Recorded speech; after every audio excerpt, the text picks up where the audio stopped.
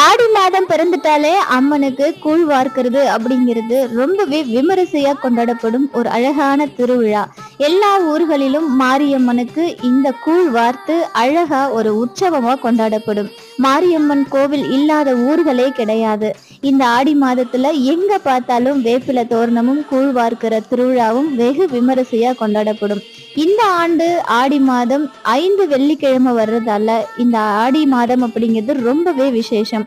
ஒவ்வொரு வெள்ளிக்கிழமையும் அம்மனுக்கு ஒவ்வொரு அலங்காரத்துல நம்ம வீட்டுல அழகா காட்சி கொடுப்பாங்க. இந்த வெள்ளிக்கிழமை, அதாவது 3வது வெள்ளிக்கிழமை அம்மனுக்கு கூழ் வார்த்து வெள்ளை சாதம் பிரசாதமா படைக்கப்பட்டு அதுக்கப்புறம் அம்மனுக்கு வேப்பஞ்சையில கட்டி அலங்காரம் பண்ணியிருக்கேன். அந்த வீடியோ நேத்திக்கு வந்து போஸ்ட் பண்ணியிருக்கேன். பார்க்காதவங்க கிளிக்கபிள் லிங்க்ல கொடுக்குறேன், செக் பண்ணி பாருங்க. அம்மன் அருள் அனைவருக்கும் கிடைக்கட்டும். இந்த ஆடி மாசம் உங்க ஊர்ல என்ன ஸ்பெஷல் அப்படிங்கிறத மறக்காம கமெண்ட் செக்ஷன்ல கமெண்ட் பண்ணுங்க.